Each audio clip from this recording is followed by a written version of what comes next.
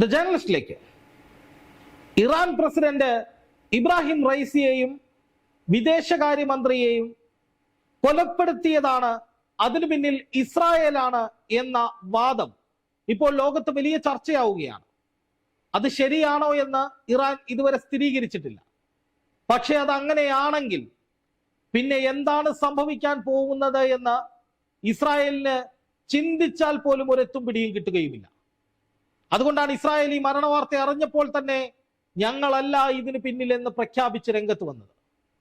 കാരണം ഇറാന്റെ സിറിയയിലെ ഡമാസ്കസിലെ കോൺസുലേറ്റിലേക്ക് ഇസ്രായേൽ ഒരു ആക്രമണം നടത്തിയതിനു പിന്നാലെ, അതിൽ ഇറാന്റെ പ്രധാനികൾ കൊല്ലപ്പെട്ടതിന് പിന്നാലെ 300ഓളം റോക്കറ്റുകൾ ഒരു രാത്രിയും പകലും തുടർച്ചയായി ഇസ്രായേലിലേക്ക് അയച്ചുകൊണ്ടാണ് ഇറാൻ പ്രതികാരം ചെയ്തത്. അതിന് പിന്നാലെ ഇസ്രായേൽ ഇറാനെ തീർക്കാൻ ഇറങ്ങി പുറപ്പെട്ടുവെങ്കിലും ഇറാന്റെ ശക്തമായ പ്രതിരോധത്തിന് മുന്നിൽ, ഇറാന്റെ പ്രോക്സികളായ ഹിസ്ബുള്ളയുടെയും ഹമാസിന്റെയും ഒക്കെ തിരിച്ചടികൾക്ക് മുന്നിൽ ഇസ്രായേലിന് ഞങ്ങൾ ഇറാനെ ആക്രമിക്കാനില്ല എന്ന് പറഞ്ഞ് പിന്മാറേണ്ട സാഹചര്യമുണ്ടായി. അപ്പോഴങ്ങനെ വെറുതെ എഴുതി തള്ളാൻ കഴിയുന്ന ഒരു പശ്ചിമേഷ്യൻ ശക്തിയല്ല ഇറാൻ. അതുകൊണ്ട് തന്നെ ഇപ്പോൾ ലോകം പ്രാർത്ഥിക്കുന്നത് ഇബ്രാഹിം റൈസിയുടെയും ഇറാൻ വിദേശകാര്യ മന്ത്രിയുടെയും ഒക്കെ മരണം അത് ഒരു അപകട മരണമായിരിക്കണേ എന്നാണ്. അപകട മരണമല്ല, മറിച്ച് മൊസാദിന്റെയോ ഇസ്രായേലിന്റെയോ കൈ അതിലുണ്ടെങ്കിൽ പിന്നെ എന്തും സംഭവിക്കാവുന്ന അവസ്ഥയിലേക്ക് കാര്യങ്ങൾ മാറും. കാരണം ഇറാന്റെ ഇതുവരെ കണ്ടിട്ടുള്ളതിൽ വെച്ച് ഏറ്റവും വലിയ പടയാളികളായിരുന്നു ഇന്ന് കൊല്ലപ്പെട്ട ഇറാൻ പ്രസിഡന്റ് ഇബ്രാഹിം റൈസിയും അതുപോലെ തന്നെ വിദേശകാര്യമന്ത്രി ഹുസൈൻ അമീർ അബ്ദുല്ലാഹിയാനും. ഇരുവരും ഇറാന്റെ പരമോന്നത ആത്മീയ നേതാവായ ആയത്തുള്ള അലി ഖൊമൈനിയുടെ അടുത്തയാളുകളാണ്. ഇബ്രാഹിം റൈസി എന്ന് പറയുന്നത് അദ്ദേഹത്തിന് ഏറ്റവും പ്രിയങ്കരനായ ഒരു നേതാവാണ്. അദ്ദേഹത്തെ ഘട്ടം ഘട്ടമായി ആ പ്രസിഡന്റ് പദവിയിലേക്ക് എത്തിച്ചതാണ്, അല്ലെങ്കിൽ ആ വരുന്ന വഴിയിലൊക്കെയും ഇറാന്റെ ജനങ്ങളുടെ മുഴുവൻ കയ്യടിയും ഹൃദയ വായ്പും ഏറ്റുവാങ്ങിയിട്ടുള്ള നേതാവാണ് ഇബ്രാഹിം റൈസി. അദ്ദേഹം വളരെയധികം ലീഡർഷിപ്പ് ക്വാളിറ്റി ഉള്ള ഒരു പശ്ചിമേഷ്യൻ നേതാവായിരുന്നു.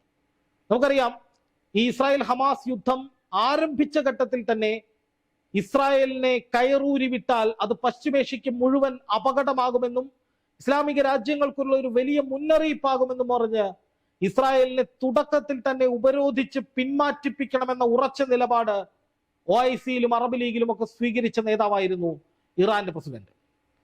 എന്ന് മാത്രമല്ല, ഇറാനിലെ ജനങ്ങളും പശ്ചിമേഷ്യയിലെ ജനതയും, അതായത് പലസ്തീനൊപ്പം നിൽക്കുന്ന ലോക ജനത മുഴുവൻ ഏറ്റവും അധികം കൈയടിക്കുകയും പിന്തുണയ്ക്കുകയും ചെയ്തിട്ടുള്ള ഒരു നേതാവ് കൂടിയായിരുന്നു ഇബ്രാഹിം റൈസി. അതിനുള്ള കാരണം അദ്ദേഹം സ്വീകരിച്ചിട്ടുള്ള ശക്തമായ നിലപാടുകളാണ്.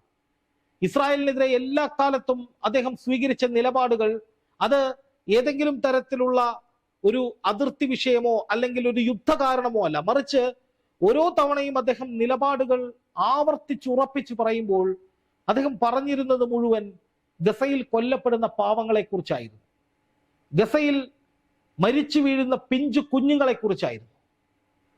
അങ്ങനെ പിഞ്ചു കുഞ്ഞുങ്ങളെയും സ്ത്രീകളെയും ഒക്കെ കൊന്നൊടുക്കിക്കൊണ്ട് ഒരു നേട്ടവുമില്ലാത്ത ഒരു യുദ്ധം എന്ന് വിളിക്കുന്ന ഏകപക്ഷീയമായ ആക്രമണങ്ങളിലേക്ക് ഇസ്രായേൽ പോകുമ്പോൾ അതിനെ തടയിടാനും വെല്ലുവിളിക്കാനും പ്രതിരോധിക്കാനും ഞങ്ങൾക്ക് കഴിയും, അല്ലെങ്കിൽ ഞങ്ങൾക്കൊപ്പം എല്ലാവരും നിൽക്കണമെന്ന് പറഞ്ഞ് അറബ് രാജ്യങ്ങളോടടക്കം ശക്തമായ നിലപാട് തുറന്നു പറഞ്ഞയാളായിരുന്നു ഇബ്രാഹിം റൈസി. അതുകൊണ്ട് തന്നെ പലസ്തീനോട് വലിയ ആത്മബന്ധം സൂക്ഷിക്കുന്ന, അല്ലെങ്കിൽ ഹൃദയം കൊണ്ട് ഹൃദയത്തിന്റെ ഭാഷയിൽ സംസാരിക്കുന്ന ജനങ്ങൾ മുഴുവനും ഇബ്രാഹിം റൈസിക്ക് കൈയടിച്ചിരുന്ന ഒരു ഘട്ടമായിരുന്നു ഇത്. അതുപോലെ തന്നെ അവിടുത്തെ വിദേശകാര്യമന്ത്രിയായിട്ടുള്ള ഹുസൈൻ അമീർ അബ്ദുല്ലാഹിയാൻ, അദ്ദേഹം അമേരിക്കയെയും ഇസ്രായേലിനെയും ഒക്കെ വിറപ്പിക്കുന്ന നിലപാടുകൾ തുടർച്ചയായി പ്രഖ്യാപിക്കുകയും കൈക്കൊള്ളുകയും ചെയ്തിരുന്ന ഒരു നേതാവായിരുന്നു. ഇറാനെ അമേരിക്കയും ഇസ്രായേലും ടാർഗറ്റ് ചെയ്യുന്നത് ആദ്യമായിട്ടല്ല. ഇറാന്റെ നേതാക്കളെയും ഇറാന്റെ ആണവോർജ്ജ കേന്ദ്രങ്ങളെയും ഒക്കെ ഈ ഇസ്രായേലും അമേരിക്കൻ പിന്തുണയോടുകൂടിയൊക്കെയുള്ള ടാർഗറ്റിംഗ് നടന്നിട്ടുണ്ട്.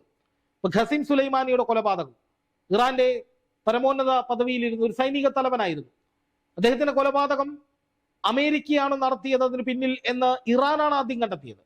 അതുപോലെ തന്നെ ഇറാന്റെ ആണവ സമ്പുഷ്ടീകരണത്തിൽ വലിയ പങ്ക് വഹിക്കുന്ന ഇറാന്റെ ആണവ ആയുധങ്ങളുടെ ഏറ്റവും പ്രധാനപ്പെട്ട താക്കോൽ എന്നൊക്കെ വിശേഷിപ്പിച്ചിരുന്ന ഫക്രുസാദയുടെ കൊലപാതകം, അദ്ദേഹത്തെ കൊലപ്പെടുത്തിയത് ഇസ്രായേലാണ്, മൊസാദാണ് എന്ന് ആദ്യം കണ്ടെത്തിയത് ഇറാനാണ്. അപ്പൊ ഇറാന് ഇതൊക്കെ കണ്ടെത്താനുള്ള ശേഷിയുണ്ട്. അതുകൊണ്ട് തന്നെ ഇബ്രാഹിം സെയ്ദിയുടെ ആ മരണം അത് ഒരു അപകട മരണമായിരിക്കണമേ എന്നാണ് ലോകം പ്രാർത്ഥിക്കുന്നത്. മറിച്ച് അത് മൊസാദിന്റെയോ ഇസ്രായേലിന്റെ മറ്റേതെങ്കിലും ഏജൻസികളുടെയോ ഇടപെടലിനെ തുടർന്നുണ്ടായ ഒരു കൊലപാതകമാണെങ്കിൽ ചിത്രം മാറിമറിയും. ഇറാന്റെ നിയമം അനുസരിച്ച് ഇനി ആരാണ് വരേണ്ടത് എന്ന് തീരുമാനിക്കേണ്ടത് ആയത്തുള്ള അലി ഖുമൈനിയാണ്. അദ്ദേഹത്തെ സംബന്ധിച്ച് അല്ലെങ്കിൽ ഇറാനെ സംബന്ധിച്ച് ഇബ്രാഹിം സെയ്ദിക്ക് പകരം വെക്കാൻ ആളില്ല. ഇപ്പോൾ ഖസിം സുലൈമാനിയെ സംബന്ധിച്ച് അദ്ദേഹത്തിന് പകരക്കാരനുണ്ടാകാം. ഇപ്പോ ഫഖിസാദയെ സംബന്ധിച്ച് അദ്ദേഹത്തിന്റെ മരണത്തിന് ശേഷം പകരം വെക്കാൻ ആളുകൾ ഉണ്ടാകാം. പക്ഷേ പകരം വെക്കാൻ ആളില്ലാത്ത, അത്രയും വൈകാരികമായി ഇറാന് ജനങ്ങളോട് ആത്മബന്ധമുള്ള, ഇത്രയധികം ഇറാന് വേണ്ടി, പശ്ചിമേഷ്യക്ക് വേണ്ടി, പലസ്തീന് വേണ്ടിയൊക്കെ വാദിക്കുന്ന നിലപാടുകൾ സ്വീകരിച്ച ഒരു നേതാവ് വേറെ ഇല്ല എന്നുള്ളതൊരു യാഥാർത്ഥ്യമാണ്. ഈ ഘട്ടത്തിൽ ഇനി ഇറാന്റെ പരമോന്നത പദവിയിലേക്ക് വരുന്നത് ആരായാലും ഇതിന് കണക്ക് ചോദിച്ചുകൊണ്ടായിരിക്കും അവരുടെ ഭരണ തുടക്കം. ഇറാന്റെ ചരിത്രം അതാണ്. നേരത്തെ സൂചിപ്പിച്ചതുപോലെ ഡമാസ്കസിലെ കോൺസുലേറ്റിലേക്ക് ഒരു ആക്രമണം ഉണ്ടായപ്പോൾ തിരിച്ചെന്താണ് ചെയ്തത് എന്നുള്ളത് നമ്മൾ കണ്ടതാണ്. 300-ലധികം റോക്കറ്റുകൾ ഇസ്രായേലിലേക്ക് തുടർച്ചയായി വിക്ഷേപിച്ചുകൊണ്ട് ഇസ്രായേലിന് അനങ്ങാൻ കഴിയാത്ത വിധത്തിൽ ഒടുവിൽ ഇറാനെ ഞങ്ങൾ ആക്രമിക്കില്ല എന്ന് പറയിപ്പിക്കുന്ന വിധത്തിലേക്ക് അവരെ എത്തിച്ച സമ്മർദ്ദം നൽകിയത് ഈ ഭരണാധികാരിയായിരുന്നു, ഇബ്രാഹിം റൈസി. അപ്പോൾ ഇറാനെ സംബന്ധിച്ച് അങ്ങനെ നീങ്ങുന്നതിന് ഒരു തടസ്സവുമില്ല. ഇപ്പോൾ ഇസ്രായേൽ ഹമാസ് യുദ്ധത്തിന്റെ കാര്യം എടുക്കുക. തുടക്കത്തിൽ അറബ് രാജ്യങ്ങളോട്, അറബ് ലീഗിൽ, OIC-യിലൊക്കെ ഇറാൻ പറഞ്ഞതാണ് ഇസ്രായേലിനെ ഒറ്റപ്പെടുത്തണം, ഇല്ലെങ്കിൽ ഇസ്രായേൽ എല്ലാ പരിധിയും വിട്ട് ആക്രമണം തുടരുമെന്ന്. അല്ലെങ്കിൽ നാളെ പശ്ചിമേഷ്യയിൽ ആർക്കും ഈ ഗതി വരാം, പശ്ചിമേഷ്യയിലെ കാര്യങ്ങൾ പാശ്ചാത്യ ശക്തികൾ തീരുമാനിക്കുന്ന നിലയിലേക്ക് പോകുന്നത് അപകടകരമാണ് എന്ന് ഇബ്രാഹിം റൈസി അടക്കം നിരവധി തവണ ഇറാന്റെ നിലപാടായി പറഞ്ഞു. പക്ഷെ അന്ന് ആരും ശക്തമായി പലസ്തീന് വേണ്ടി രംഗത്ത് വന്നില്ല. അന്ന് ഇബ്രാഹിം റൈസി ഇറാൻ എന്താണ് ചെയ്തത്? അവരുടെ പ്രോക്സികളായിട്ടുള്ള ഹിസ്ബുള്ളയെയും ഹമാസിനെയും അതുപോലെ ഹൂത്തികളെയും കൈയച്ച് സഹായിച്ചു. റഷ്യയുടെ പിന്തുണ ഇവർക്കുണ്ടായിരുന്നു എന്നാണ് ഉള്ള റിപ്പോർട്ടുകൾ. ആ പിന്തുണ ഇപ്പോഴുമുണ്ട്. ഖത്തറും സഹായിക്കേണ്ട സാഹചര്യം വരും. അപ്പോൾ അങ്ങനെ വന്നപ്പോൾ എന്താണ് സംഭവിച്ചത്? ഹൂത്തികൾ ചെങ്കടലിൽ ഒരു ഓപ്പറേഷൻ നടത്തി. ലോകം മുഴുവൻ, യൂറോപ്യൻ രാജ്യങ്ങളും ഇസ്രായേലും ഒക്കെ സ്തംഭിച്ചുപോയി. ഇപ്പോഴും ആ പ്രതിസന്ധി നീക്കാൻ അമേരിക്കയും ബ്രിട്ടനും ഒക്കെ ഉൾപ്പെടുന്ന ആ ചേരിക്ക് കഴിഞ്ഞിട്ടില്ല. അതൊരു വലിയ പ്രതിസന്ധിയായി ഇപ്പോഴും നിലനിൽക്കുകയാണ്. അതായത് ഇറാന്റെ പിന്തുണയോടുകൂടി ഹൂത്തികൾ ഒരു ഇടപെടൽ നടത്തിയപ്പോൾ അതിനെ തടയാൻ കഴിഞ്ഞില്ല അമേരിക്ക എന്ന് പറയുന്ന ലോകശക്തിക്ക്. അതിനെ പൂർണ്ണമായും ഇല്ലാതാക്കാനോ ആ പ്രതിസന്ധിയെ അതിജീവിക്കാനോ കഴിയാത്ത സാഹചര്യമുണ്ടായി. ഹിസ്ബുള്ളയാണെങ്കിൽ നിരന്തരമായി, അതും ഇറാന്റെ പിന്തുണയോടുകൂടി നോർത്തേൺ ഇസ്രായേലിലേക്ക് ആക്രമണങ്ങൾ നടത്തുമ്പോൾ കഴിഞ്ഞ ദിവസം ഇസ്രായേലിന്റെ പ്രതിരോധ മന്ത്രി യോ ഗലന്റ് പറഞ്ഞത് ഹിസ്ബുള്ളയുമായി യുദ്ധം തുടരുന്നത് അത് വലിയൊരു പ്രശ്നമായി മാറും, അല്ലെങ്കിൽ അത് ദുരന്ത സമാനമായ സാഹചര്യം ഇസ്രായേലിനും ഉണ്ടാക്കുമെന്നാണ് യോ ഗലന്റ് പറഞ്ഞത്. ഹമാസിന്റെ കാര്യം നോക്കുക. ഹമാസ് ഇപ്പോഴും മുട്ടുകുത്തിയിട്ടില്ല, തലകുനിച്ചിട്ടില്ല. ഇറാന്റെ പിന്തുണയോടുകൂടി അവർ ശക്തമായി തിരിച്ചടിക്കുകയാണ്. റഫേലായാലും ജബലിയ ക്യാമ്പിലായാലും ഒക്കെ ഇസ്രായേൽ വിചാരിച്ചതുപോലെ അവർക്ക് ബന്ദികളെ കണ്ടെത്താനോ ഹമാസിനെ അവസാനിപ്പിക്കാനോ കഴിയുന്നില്ല. അപ്പൊ ഇതിനൊക്കെ മൂല കാരണമായി വരുന്നത് ഇറാനാണ്. അപ്പൊ ആ ഇറാന്റെ ഇച്ഛാശക്തിയെക്കുറിച്ച്, അല്ലെങ്കിൽ അവരുടെ പോരാട്ട വീര്യത്തെക്കുറിച്ച്, അല്ലെങ്കിൽ അവർ ഇപ്പോൾ നടത്തിക്കൊണ്ടിരുന്ന അസർബൈജാനുമായും അതുപോലെ സൗദിയുമായും ഒക്കെ അടുപ്പം കാണിച്ചുകൊണ്ട്, അല്ലെങ്കിൽ എല്ലാവരുമായും ഒരു ഒത്തൊരുമയോടെ പോയിക്കൊണ്ട് പശ്ചിമേഷ്യയിലെ നിർണായക ശക്തിയായി വളരുകയായിരുന്നു ഇറാൻ. ഈ ഘട്ടത്തിലാണ് ഇത്രയും വലിയ ഒരു ആക്രമണം ഉണ്ടാകുന്നത്.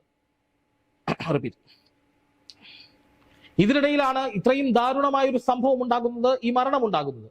സ്വാഭാവികമായിട്ടും ഇതൊരു കൊലപാതകമാണെങ്കിൽ അതിന് പിന്നിൽ പ്രവർത്തിച്ചവർ വലിയ വില നൽകേണ്ടി വരും. ഒരുപക്ഷെ ഇസ്രായേൽ ആണ് അതിന് പിന്നിൽ, മൊസാദ് ആണ് അതിന് പിന്നിൽ എന്ന് തെളിയുകയാണെങ്കിൽ, അങ്ങനെ ഉണ്ടായെങ്കിൽ, അങ്ങനെയാണ് കണ്ടെത്തുന്നത് ഇറാനെങ്കിൽ, പിന്നെ ഇസ്രായേലിന്റെ കാര്യം കട്ടപ്പുകയാകുമെന്ന കാര്യത്തിൽ സംശയമില്ല. അല്ലെങ്കിൽ ആ നിലയിലേക്കുള്ള നീക്കങ്ങൾ പശ്ചിമേഷ്യയെ മുഴുവൻ വിറപ്പിക്കുന്ന വിധത്തിൽ, ഭയപ്പെടുത്തുന്ന വിധത്തിൽ ഇറാൻ നടത്തും, ഒരു സംശയവും വേണ്ട. കാരണം അത്രയും വൈകാരികമായ അടുപ്പം ഇറാൻ എന്ന രാജ്യത്തെ ജനങ്ങൾക്ക് ആയത്തുള്ള അലി ഖുമൈനിക്കൊക്കെ ഉണ്ടായിരുന്ന നേതാവാണ് ഈ പറയുന്ന ഇബ്രാഹിം റൈസി.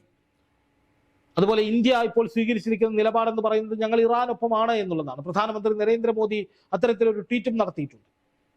അപ്പോൾ ലോക രാജ്യങ്ങൾ, ഇന്ത്യ ഉൾപ്പെടെയുള്ള രാജ്യങ്ങൾ ഇറാനെ തള്ളിപ്പറയുകയോ അല്ലെങ്കിൽ ഇറാന്റെ പ്രസിഡന്റ് മരിച്ച സംഭവത്തിൽ ആ നടുക്കം അതുപോലെ രേഖപ്പെടുത്തുകയോ ചെയ്തിരിക്കുകയാണ്. അല്ലാതെ ഇറാന്റെ ഭരണാധികാരി ഒരു കുഴപ്പക്കാരനാണ്, അല്ലെങ്കിൽ ഈ സംഭവിച്ചത് സ്വാഭാവികമാണ്, അങ്ങനെയൊന്നുമല്ല. ഇറാനൊപ്പമാണ് എന്ന് കൃത്യമായി പറയുകയാണ്. അപ്പൊ ലോക രാജ്യങ്ങളുടെ പിന്തുണ ഇറാനുണ്ട്.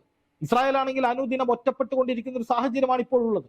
അപ്പോൾ ഈ ഘട്ടത്തിൽ ഇങ്ങനെയൊരു സാഹചര്യം ഉണ്ടായത്, അല്ലെങ്കിൽ ഇങ്ങനെയൊരു ദുരന്തം ഉണ്ടായത് ഇസ്രായേലിന്റെ അറിവോടുകൂടിയാണ്, ഇസ്രായേൽ ഒപ്പിച്ച പണിയാണ് എന്ന നിലയിൽ ചർച്ചകൾ നടക്കുന്നു. അത് ശരിവെക്കപ്പെടുന്ന വിധത്തിൽ എന്തെങ്കിലും ആണ് ഇറാന് റിപ്പോർട്ടുകളായി കിട്ടുന്നതെങ്കിൽ പിന്നെ ഇസ്രായേലിന്റെ കാര്യം അത് എന്താകും എന്ന് കണ്ടറിയേണ്ടിയിരിക്കുന്നു. അപ്പൊ നിലവിലെ സാഹചര്യത്തിൽ ഒരുപാട് അഭ്യൂഹങ്ങൾ, ഊഹാപോഹങ്ങൾ, ആശയക്കുഴപ്പങ്ങൾ, ആശങ്കകൾ ഒക്കെ ഈ മരണവുമായി, ഈ അപകടവുമായി ബന്ധപ്പെട്ടിട്ടുണ്ട്. പകരം വെക്കാനില്ലാത്ത രണ്ട് നേതാക്കളാണ് പോരാട്ടവീര്യം ഉയർത്തിപ്പിടിച്ച, എന്നും പശ്ചിമേഷ്യയുടെ അന്തസ് കാത്ത ഇറാന്റെ യശസ് ഉയർത്തിയ നേതാക്കളാണ് കൊല്ലപ്പെട്ടത് അല്ലെങ്കിൽ മരിച്ചത്. അതുകൊണ്ട് തന്നെ സംഭവം വളരെ ഗൗരവതരമാണ്. ഇറാന്റെ അന്വേഷണം എന്താകും എന്ന്, ആ അന്വേഷണ റിപ്പോർട്ട് എന്താണ് എന്നറിയാൻ കാത്തിരിക്കുകയാണ് ലോകം. അത് ഇസ്രായേലിന്റെ പങ്ക് തെളിയിക്കുന്ന വിധത്തിലുള്ളതാണെങ്കിൽ അതീവ ഗുരുതരമാകും സാഹചര്യം എന്നതിൽ സംശയമില്ല.